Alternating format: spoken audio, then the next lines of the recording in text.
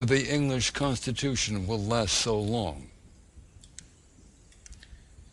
These are points beyond me, but I confess I should like to live to see the downfall of the Bourbons. That is a vital question with me, and I shall like it the better the sooner it happens.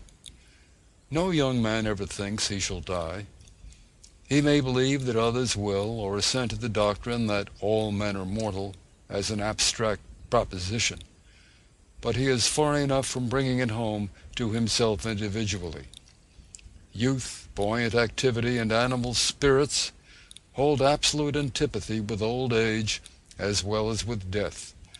Nor have we in the heyday of life, any more than in the thoughtlessness of childhood, the remotest conception how this sensible, warm motion can become a needed clod, nor how sanguine, florid health and vigor shall turn to withered, weak, and gray.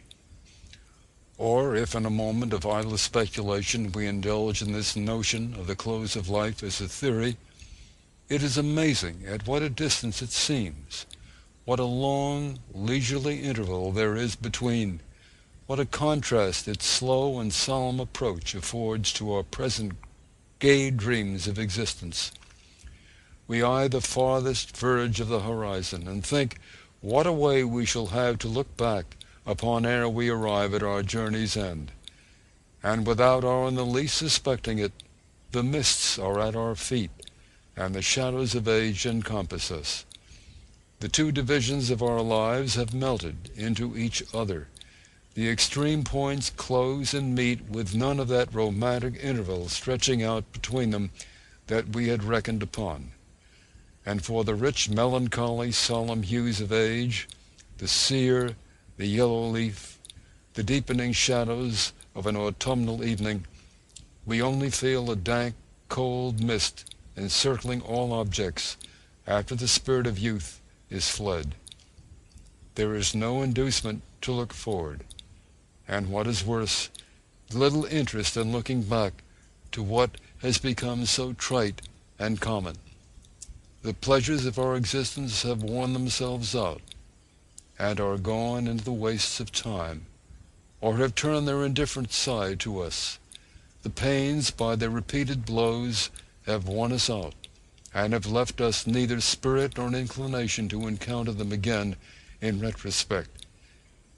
We do not want to rip out old grievances, nor to renew our youth like the phoenix, nor to live our lives twice over.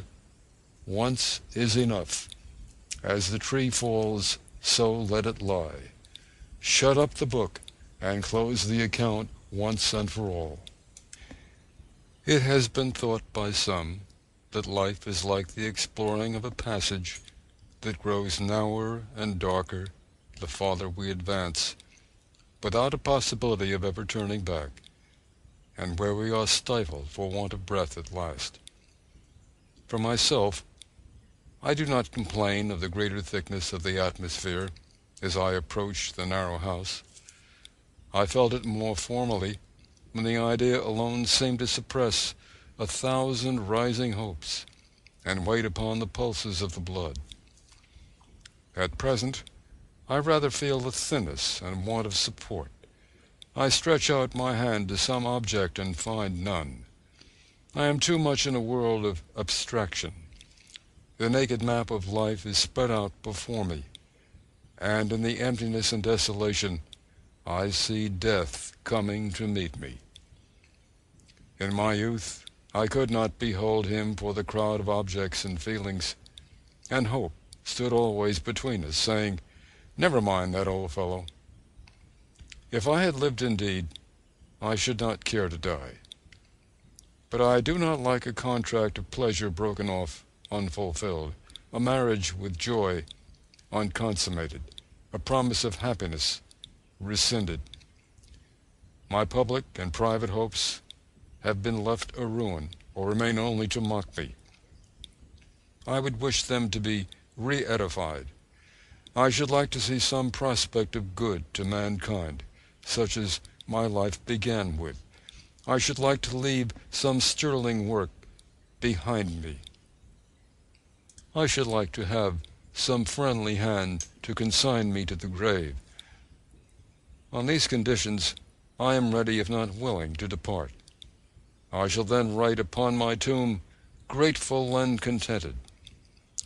But I have thought and suffered too much to be willing to have thought and suffered in vain.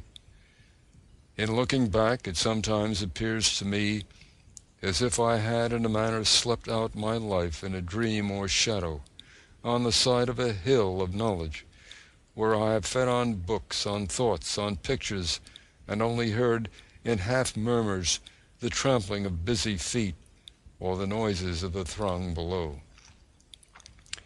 Waked out of this dim twilight existence, I have felt a wish to descend to the world of realities and join in the chase, but I fear too late, and that I had better return to my bookish chimeras and indolence once more. It is not wonderful that the contemplation and fear of death have become more familiar to us as we approach nearer to it, that life seems to ebb with the decay of blood and youthful spirits, and that as we find everything about us subject to chance and change, as our strength and beauty die, as our hopes and passions, our friends and our affections leave us, we begin by degrees to feel ourselves mortal. I have never seen death but once, and that was in an infant. It is years ago. The look was calm and placid, and the face was fair and firm. It was as if a waxen image had been laid out in the coffin, and strewed with innocent flowers. It was not like death, but more like an image of life. No breath moved the lips, no pulse stirred, no sight or sound would enter those eyes or ears more. While I looked at it, I saw no pain was there. It seemed to smile at the short pang of life which was over. But I could not bear the coffin lid be closed. It seemed to stifle me, and still, as the nettles wave in a corner of the churchyard over his little grave, the welcome breeze helps to refresh me and ease the tightness of my breast. An ivory or marble image, like Chantry's monument of the two children, is contemplated with pure delight. Why do we not grieve and fret that the marble is not alive, or fancy that it has a shortness of breath? It never was alive, and it is the difficulty of making the transition from life to death, the struggle between the two in our imagination, that confounds their properties painfully together, and makes us conceive that the infant that is but just dead still wants to breathe, to enjoy, and look about it, and is prevented by the icy hand of death, locking up its faculties and benumbing its senses, so that if it could, it would complain of its own hard state. Perhaps religious considerations reconcile the mind to this change sooner than any others, by representing the spirit as fled to another sphere and leaving the body behind it. So, in reflecting on death generally, we mix up the idea of life with it, and thus make it the ghastly monster it is. We think how we should feel, not how the dead feel. Still from the tomb the voice of nature cries, even in our ashes live their wonted fires. There is an admirable passage on this subject in Tucker's Light of Nature Pursued, which I shall transcribe, as by much the best illustration I can offer of it.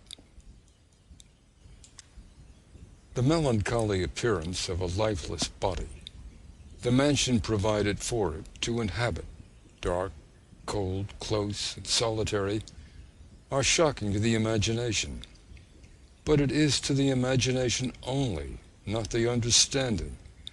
For whoever consults this faculty will see at first glance that there is nothing dismal in all of these circumstances. If the corpse were kept wrapped in a warm bed, with a roasting fire in the chamber, it would feel no comfortable warmth therefrom. Were store of tapers lighted up as soon as day shuts in, it would see no objects to divert it. Were it left at large, it would have no liberty.